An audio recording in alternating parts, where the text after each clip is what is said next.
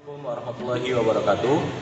Perkenalkan, nama saya Arya Saputra, mahasiswa Prodi Pendidikan Sejarah Universitas Jambi, kelas reguler 002 angkatan 2019 dengan nomor induk mahasiswa A1A2 19024. Baiklah, kali ini kita akan membahas tentang kisah Pangeran Wirokusumo. Penasaran? Mari kita lanjutkan. Pangeran Wirokusumo atau yang lebih dikenal dengan Said Idrus Hasan Al-Jufri merupakan salah satu penyebar agama Islam di Provinsi Jambi. Beliau juga merupakan orang yang mendirikan Masjid Al-Ihsaniyah yang merupakan masjid tertua di kota Jambi. Masjid tersebut terletak di Desa Olak Kemang, di desa seberang kota Jambi.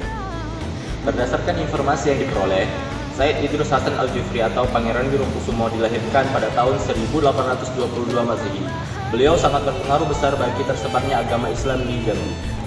Satu di antara keturunan Al-Jufri menyampaikan, ulama besar itu datang menyebarkan agama Islam sambil berdagang. Seingat beliau, Pangeran Wirokusumo pernah berkata, "Daganglah sambil menyebarkan agama Islam." Idrus Hasan Al-Jufri memperoleh gelar Pangeran Wirokusumo melalui pernikahannya dengan seorang wanita yang bernama Ratu Mas Maryam. Ratu Mas Maryam sendiri merupakan anak dari Sultan Ahmad Nazaruddin. Tersebutlah Pangeran Wirokusumo mendapatkan gelarnya. Sultan Ahmad Nazaruddin sendiri merupakan paman dari Sultan Taha Saifuddin yang merupakan salah satu pahlawan di Provinsi Jambi.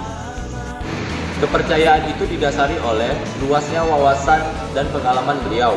Dia juga dikenal memiliki pengetahuan yang sangat luas serta berpenampilan yang menarik. Sehingga ia ditunjuk sebagai utusan oleh Sultan Ahmad Nazaruddin II ke Batavia pada tahun 1861, tertulis di manakib tersebut. Selain itu, ia juga pernah melakukan perjalanan ke berbagai negara. Salah satu contohnya adalah Jazirah Arab, Mesir, hingga ke Singapura. Dikarenakan Pangeran Wirokusumo bergelar Sayyid, dia lebih gampang berurusan dengan orang Arab dan Eropa. Selain itu, dia juga terlatih menjadi mediator. Kehebatan tersebut didasari pada garis keturunannya, kekayaan, hingga pengetahuannya. Said Idrus bin Hasan Al-Jufri juga mewarisi kebesaran keluarganya. Mertuanya yang merupakan Sultan Ahmad Nazaruddin memberinya tugas untuk mengatur pajak garam. Saat itu, perdagangan garam merupakan monopoli yang telah dimulai sejak tahun 1865.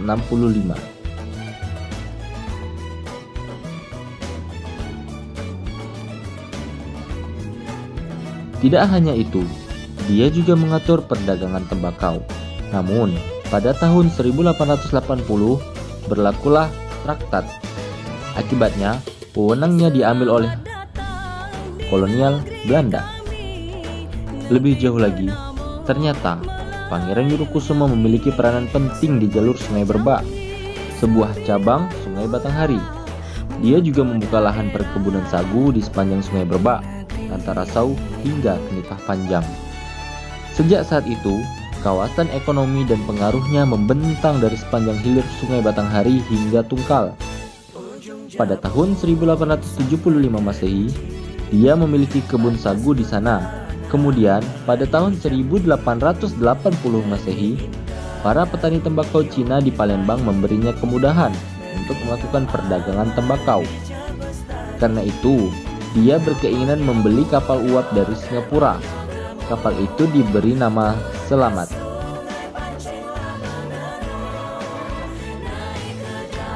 Selain itu, dia juga membuka somel kayu di daerah Rantara Sau, tepatnya di Sungai Injin. Kata Sungai Injin sendiri diambil dari bahasa Inggris, yaitu engine yang berarti mesin. Nah, inilah contoh dari somel kayu yang didirikan oleh Pangeran Wirokusumo. Gambar ini hanya ilustrasi sebagai percontohan bagi yang tidak mengetahui apa itu somel kayu.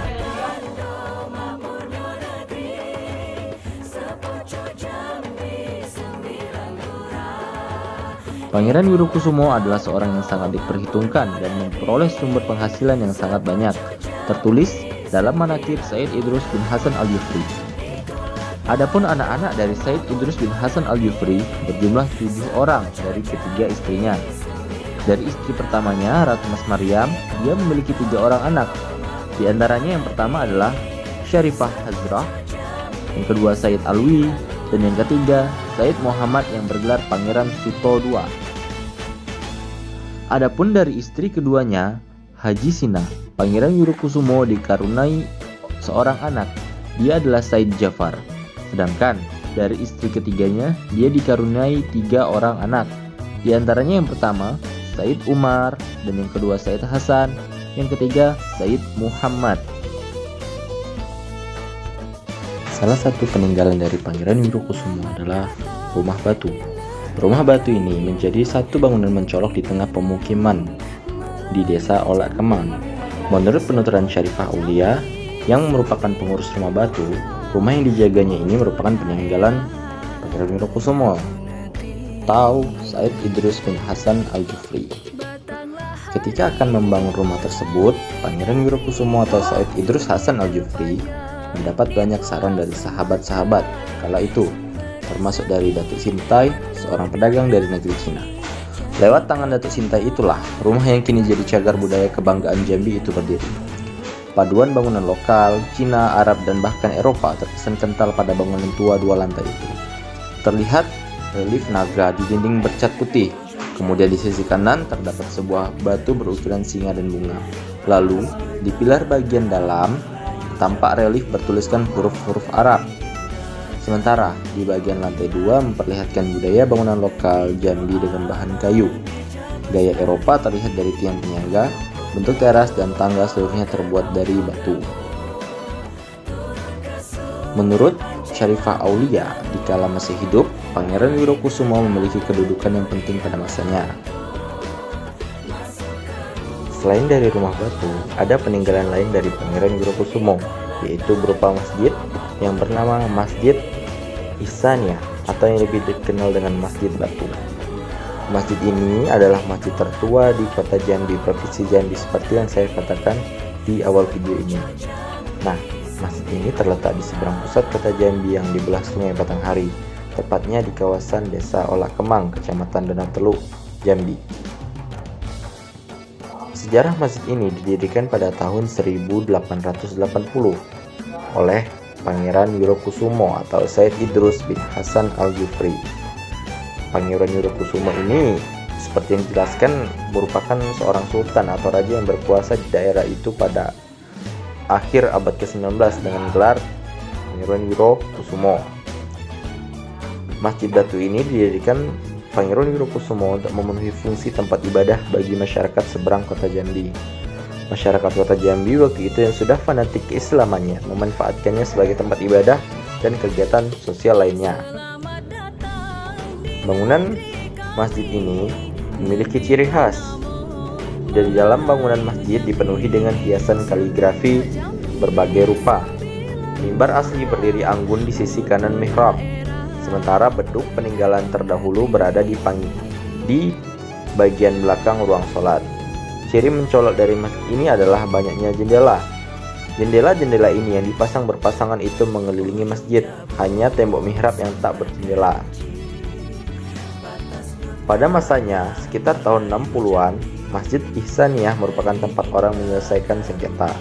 Jika ada orang berselisih perihal kepemilikan tanah, tuduhan mencuri, dan lain sebagainya, orang akan membawa perkara itu ke masjid dan mengambil sumpah dengan kesaksian para penduduk dan pemuka agama.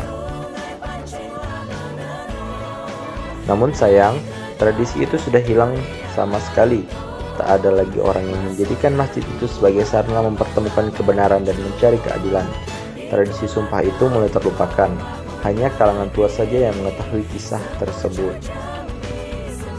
Nah, bagi kawan-kawan yang penasaran dengan Masjid Ihsaniyah dan rumah batu, ini saya tampilkan gambar dari rumah batu peninggalan Pangeran Wirokusumo serta Masjid Ihsaniyah.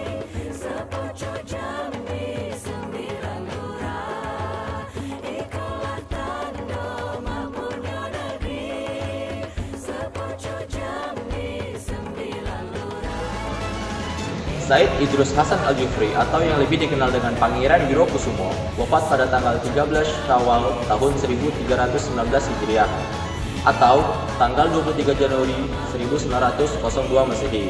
Beliau dimakamkan di lingkungan Masjid Al-Ihsaniyah Olak Kembang seberang kota Jambi. Pembahasan tentang Pangeran Wirokusumo atau Said Idrus Hasan Al-Jufri. Terima kasih atas waktunya. Saya akhiri. Wassalamualaikum warahmatullahi wabarakatuh.